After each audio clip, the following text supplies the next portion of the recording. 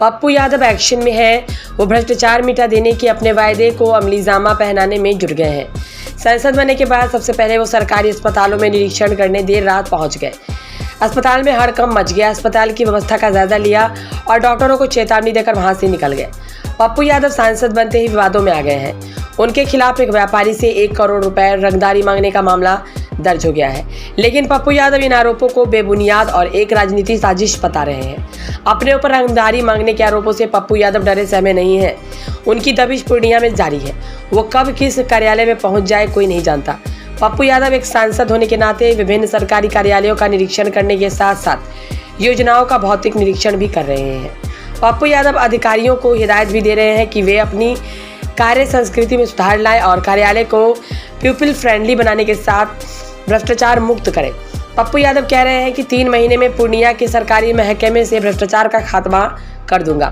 पप्पू यादव पुराने अंदाज में सड़क निर्माण कार्यालयों का औचक निरीक्षण करने अपने काफिले के साथ खीरू चौक बाड़ी हाट रोड स्थित ग्रामीण कार्य विभाग के कार्यकाल पहुंच गए। उनके कार्यालय पहुंचते ही कर्मियों में हड़कंप की स्थिति बन गई। ग्रामीण कार्य विभाग के कार्यालय जब पप्पू यादव पहुंचे तो कार्यपालक अभियंता अपने कार्यालय से मौजूद नहीं थे। फिर क्या था?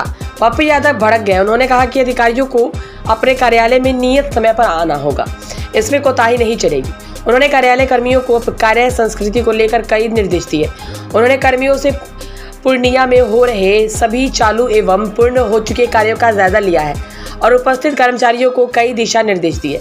पप्पू यादव ने हिदायत दी है कि जो योजनाएं चल रही है अथवा पूर्ण हो गई है वे सभी का स्थलीय निरीक्षण करेंगे। उन्होंने कहा कि कार्यों की गुणवत्ता में कमी वे बर्दाश्त नहीं करेंगे। पप्पू यादव के अनुसार पूर्णिया में 60% से ज़्यादा रोड नहीं बने हैं, लेकिन कागजों पर इनका भुगतान हो गया है। इसके अलावा जो काम अभी तक हुए नहीं है वहाँ की हालत और भी खराब है। पप्पू यादव का आरोप है कि यहाँ टेंडर में 10% की मार्जिन के साथ सरकार की रेवेन्यू की चोरी की जा रही है। सारे टेंडर अपने चहेते को दिए गए हैं, सब कुछ मैनेज किया गया है। कार्यों की समीक्षा नहीं करेंगे। उन्हें शासन प्रशासन में व्याप्त भ्रष्टाचार से भी लड़ना है। उन्हें निजी अस्पतालों में मछली लूट को भी समाप्त करना है। जाहिर है इसके लिए पप्पू यादव को शासन प्रशासन पुलिस और डॉक्टरों से भी लड़ना भिड़ना पड़ेगा। उनके खिलाफ गुंडागर्दी रंगदारी मांगने के और भी मामले आगे दर्ज होंगे। अब देखना यह है कि व्यवस्था से पप्पू यादव एक सांसद होने के नाते किस हद तक लड़ पाते हैं। RWD, बिल्डिंग, NH और PWD, हम हर उस पूर्ण काम को देखेंगे, जांच करेंगे। निगरानी कमेटी के चेयरमैन होने के नाते और एक संसदीय प्रणाली में सांसद होने के नाते, और जिसको देखेंगे उसको हम ऊपर भी लिखेंगे, सदन में भी बात करेंगे। हमारे पास 2 टूल्स हैं, एक है लोकसभा, एक है सदन। दोनों टूल्स को हम बेहतर तरीके से यूज करेंगे। हमें ना किसी से रगड़ा है ना झगड़ा है, लेकिन काम तो करना ही होगा और काम करा के ही। अच्छा, जिन जगह पर अनियमितता पाई गई वहाँ कार्रवाई होगी या रिकंस्ट्रक्शन? आज ही चिट्ठी लिखेंगे PWD और NHI के मिनिस्टर। हम इस बार सबसे पहले गडकरी साहब से मिलेंगे। पूर्णिया के NH के अनियमितता और कटिहार इस इलाके के अधिक से अधिक, अभी मैंने एग्जीक्यूटिव साहब से जो बातचीत की उसमें उन्होंने नोटिस दे दिया, वार्ड करने के लिए लिख दिया। एक बिट्टू सिंह ठेकेदार हैं जो लगातार कहने के बावजूद 2 साल तक नहीं आए। इस बीच में जो राशि जो तकनीकी टेंडर हुई उसके बाद कुछ राशि को बढ़ाया गया परिस्थिति से, वो कितना बढ़ा क्यों बढ़ा इस पर कुछ नहीं। जो टेंडर टेक्निकल हुआ उसमें कम राशि खर्च, कुछ जगह खर्च हुई, और उस राशि की जो बजट हुई उसमें क्या हुआ। तो हमने थोड़ी सी अभी अध्ययन की है, पूरा रात पढ़ेंगे, फिर इस पर हम अपने स्तर से पूर्व के जितने भी काम है इसकी जांच कराएंगे, एकदम जांच करेंगे, सारे कामों की चिट्ठी लिखेंगे।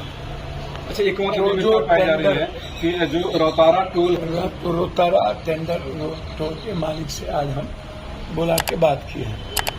सुबह ही मैंने मालिक को बुलाया था किशनगंज से, उनका कहना ये था कि अभी हमें कटिहार टू पूर्णिया के बीच लोकल ही हम पैसे ले सकते हैं 134 रुपया मंथली, क्योंकि मालदा और मनिहारी का जब तक साल 1.5 साल में रोड नहीं बनता तब तक हम घाटे में जाएंगे।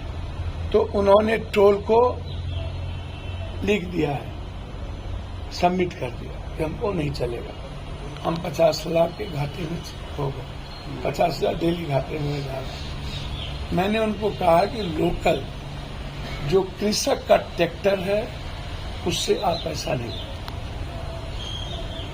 जो लिखा हुआ था ना, हम लोगों ने हम वीडियो से पूरी जिला प्रशासन है ही नहीं, किसी भी कीमत पे नहीं। और उसके बाद जल नल योजना की स्थिति आपने देख ली, तो प्रोसेस हुआ कि सार्वजनिक शौचालय बना। सर क्या कहा जाए कि कार्य प्रक्रिया में ओडीएफ को पूर्ण घोषित कर दिया गया था? है ही नहीं, हम तो यही तो कह रहे हैं, कुछ भी नहीं है भाई। सर सभी जगह नल जल योजना सारे पैसे घटक दिए गए, समाप्त हो गई। नल जल योजना बिहार का सबसे बड़ा भ्रष्ट योजना है, घोटाला योजना। सर इसमें क्या कार्रवाई हो सकती है, क्योंकि हम लोग कार्य प्रक्रिया में सारा कुछ हो गया। हम लोग लिखे हुए और सदन में उठाएंगे ये मामला।